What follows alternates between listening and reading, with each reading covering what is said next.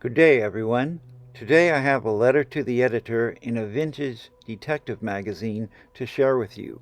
It was mailed to Front Page Detective and appeared in the May 1973 issue.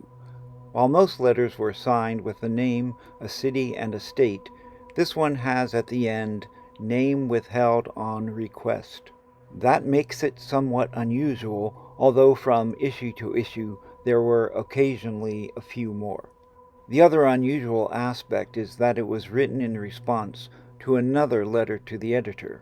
The reason is explained, and then the letter writer, who for some reason wished to remain anonymous, provides his rebuttal. The subject matter is on Sweden's low crime rate at the time. The letter writer provides some background info, which is probably only partly true, so as to further mask his identity. Based on what the letter writer basically complained about, I have reason to believe the author was none other than the late Norwegian-American Kjell Qvale, the rather fascinating one-time California millionaire businessman who had homes in San Francisco's Presidio Heights and the Napa Valley during the Zodiac killer era. Qvale became a Zodiac suspect primarily due to the research found in the book In the Shadow of Mount Diablo by Mike Rodelli. Also a retired San Francisco police officer, Gerald Gregory Doane, who himself was a responding officer to the October 1969 murder of cab driver Paul Stine in Presidio Heights, has written his own book on Qvale. There are many reasons Qvale could have been the Zodiac, but I'm not here to debate that. I'm here for you to hear the contents of this letter, which has some surprising revelations. Before we begin, it should be noted that there has been a long-time rivalry between those from Norway and those from Sweden. It's usually friendly and light-hearted, but Qvale, if he wrote this letter, was a conservative who wrote other letters lambasting people whom he felt were not conservatives and thus were damaging society. Those letters can be found in the books I've just mentioned. Now on to the true crime front page detective magazine letter from 1973. It is captioned, "On Sweden's Success," and begins. I could not help but try to write in with some personal observations after I read Mr. Foley's remarks on Sweden's progressive penal system being the reason for their low crime rate, which was in the Blotter, February, front page, 1973. I wonder how deep Mr. Foley's knowledge of Sweden and its socialistic welfare society is. Since I have spent 21 years in Norway and Sweden, received my education there, and have several relatives still living in the two countries, I believe I can add a little to Mr. Foley's information concerning the cause and effect on the crime rate of a liberal, progressive environment. First, what is crime rate percentage composed of? In Sweden, where sexual freedom is rated above what America considers moral ethics, such quote-unquote crimes as rape, sexual perversion, and sexual abuse, listed among crimes in the U.S., are officially non-existent, thus saving Sweden an embarrassing percentage on their crime rate. It can, however, be recognized in a national average of 60% of all babies being born illegitimately and mostly to underage teenagers. There are thrill crimes. Let me read that again. There are thrill crimes committed both in the U.S. and in Sweden, but most of the crimes in the U.S. are carried out by the poor, uneducated, drug addicts. In other words, by people whose standards of living are below par. In Sweden, where direct taxation amounts to 52% and where housing, dental care, medical care, child support, education, etc. are subsidized and often paid in full by the state through this unbelievably, and for any thinking human being, unendurably high restrictive taxation. There is no need for the below-par provider to be ashamed of his unproductiveness or turn to crime to make it up. In this quote-unquote progressive society, the productive worker is kept within limits by extreme taxes and has to pay to keep the small-time hoodlum happy. In the U.S., the Constitution considers the average citizen a level-headed human with undeniable rights, including the right to own firearms. In Sweden, the paperwork involved in obtaining a permit to own any type of firearms and the prohibitive cost in buying prevents guns from being owned by any significant number of people. However cruel a death by gun is it less bitter if caused by poison, clubs, knives, drownings, etc.? As to the preventative success of the Swedish progressive system, I have no data, except the knowledge that the crime rate over there has been going up steadily. Through the magazines and newspapers I regularly receive, I weekly learn of criticism of the silk glove prison treatment and the sense of failure felt by the paying public. In my humble opinion, punishment and rehabilitation are two different things. A crime should be paid for according to law and under livable conditions, but rehabilitation is up to the offender himself, not the person he attacked or stole from. The effort involved in becoming an accepted member of society lies with the punished individual and not with the persons who suffered from his step outside the law. Or doesn't altruism work both ways? End of letter. Again, I don't know who wrote this letter. It doesn't matter that it says, I have spent 21 years in Norway and Sweden, because after all, one would expect anyone withholding their name, they would try to disguise certain facts about themselves. However, I don't think he entirely did due to the tone of the letter.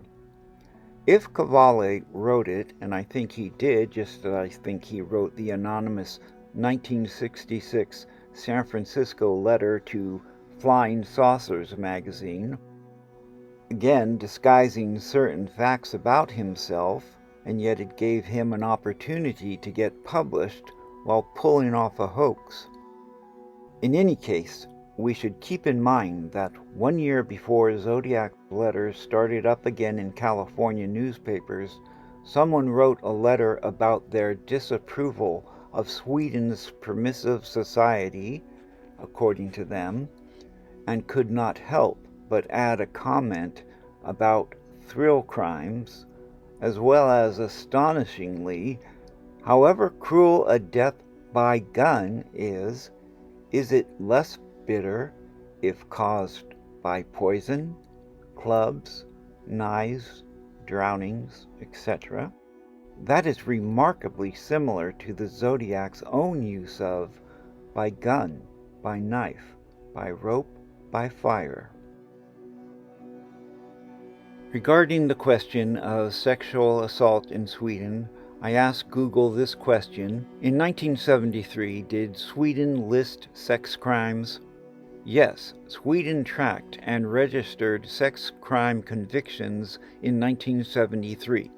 In fact, comprehensive records of all convictions from Swedish general courts are documented in the National Council for Crime Prevention's Crime Register, which has tracked these offenses continually from January 1st, 1973 through the present. Here is another answer I found on Wikipedia. The first statutory law against rape in Sweden dates back to the 13th century. It was considered a serious crime, punishable by death until 1779. The current Swedish Penal Code was adopted in 1962 and enacted on January 1st, 1965.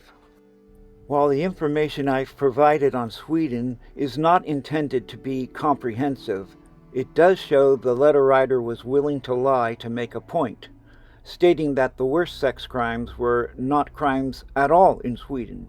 Actually, Sweden has a long history of punishing sex offenders, otherwise no one could have gone outside without fear of being attacked. I also understand his statistic of 60% of births being attributed to unmarried women and girls was greatly exaggerated. Approximately 1/3 may have been more accurate.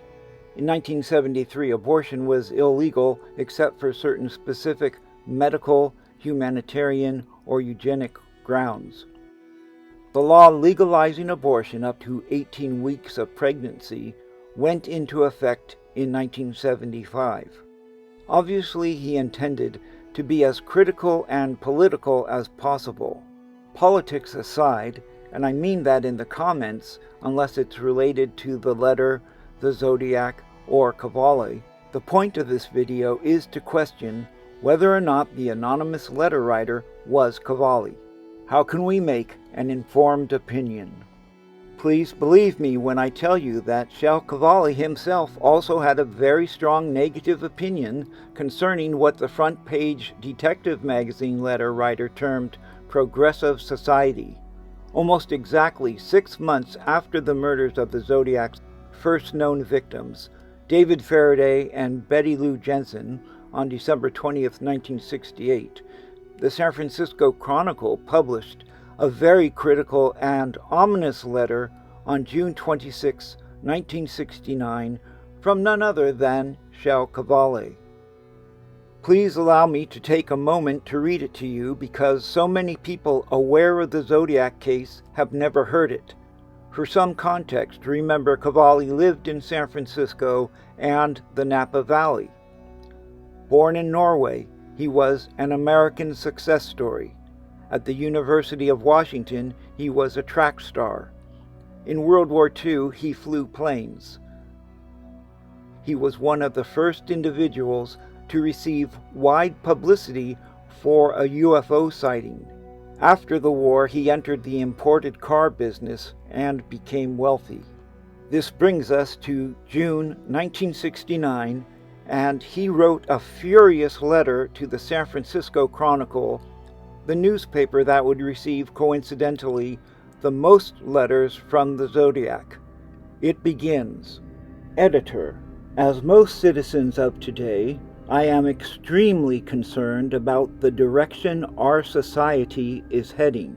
It should be obvious to anyone now that a bloody confrontation is a probability in the near future. The Chronicle's biased covering of the news and the support of militants and lawbreakers, in my opinion, has been an important factor in the present developing trend. When these young people lie dead or wounded in the street, you, your publisher, and some of your columnists must take a large share of the blame. It has been the opinion of most people that the policy of the Chronicle for years has been to write anything that sells newspapers, and I'm afraid that, in the long run, this will turn out to be rather expensive for all the people of Northern California. On May 28th, your editorial featured a statement made by Adolf Hitler. It is obvious that both the ex-highway patrol sergeant and the editor missed the entire point of that statement. The only thing missing from our situation is Hitler.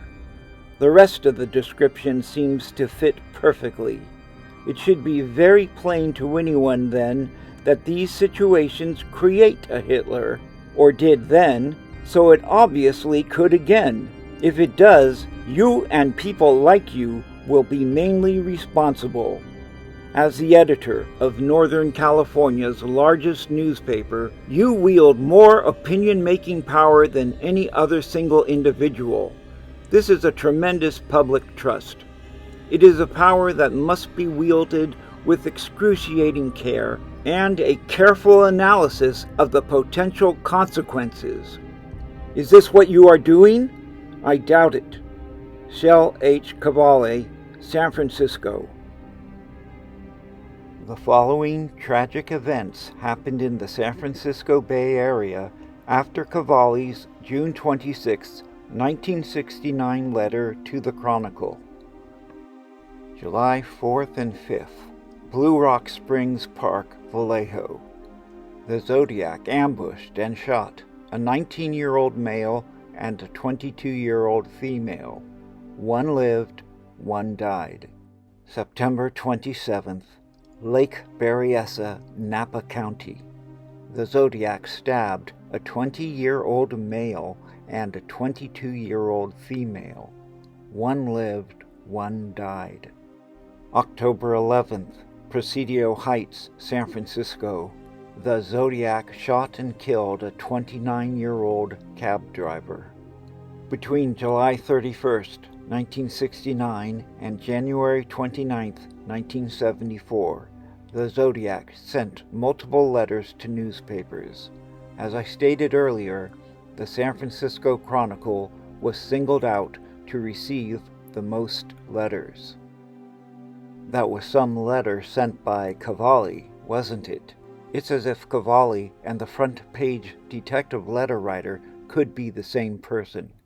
Mike Rodelli had the idea of looking for such a letter, and his analysis is in his book. I know what most people say. The Zodiac was a loser. Well, I'm telling you, we may not have understood what motivated the Zodiac in the first place. Traits and characteristics in no particular order: arrogant, narcissistic, organized, power-assertive, non-compulsive. In other words, a thrill killer gave himself a license to kill and a reason to taunt society while orchestrating a misdirection campaign. Again, it is no surprise to me the front-page letter writer would blame thrill crimes on the poor, uneducated drug addicts. Like the Zodiac's letters, it provides false information. If the Zodiac was educated and had an affluent lifestyle, providing him with the vehicles, the weapons, and the time to carry out the crimes and letter campaign. Both letter writers were clearly concerned about what the first termed progressive society, and the second, Qvale, was clearly up in arms, so to speak, about the direction of society, stating that a bloody confrontation is a probability in the near future. Can we find out who wrote the letter to Front Page Detective? That's unlikely. The magazine ceased publication in 1995. The name and address on the letter may have been false. The letter typed, filed, and then thrown out. If Zodiac had been looked for among the residents of Presidio Heights in 1969, maybe someone would have investigated the Norwegian-American who lived there and who also may have written the letter with the clear but subtle similarities to the Zodiac's letter, in which he wrote, by gun, by rope, by knife, by fire. Qvale had siblings too. Maybe they all wrote pissed-off letters about Sweden and the USA. One thing is for sure, Qvale seized with anger at the San Francisco Chronicle. Perhaps he was mad at the SFPD also. How convenient for the Zodiac to kill people and then use the Chronicle and other newspapers to report the crimes. A self-fulfilling, bloody prophecy that society was lousy and the newspaper that created the problems was also forced to print the murders it was responsible for. Do rich people start wars? You tell me. This is Stephen J. Powers reporting. If you would be so kind as to leave a like, whatever you think, I would appreciate it. Please be sure to see my last video on Qvale. Not that I know he was the Zodiac, far from it. But there are many unusual things about this guy you may want to know. If you do anything, I again suggest you read the books on Qvale. The coincidences, if you can call them that, are incredible, and the profile is a very definite eye-opener.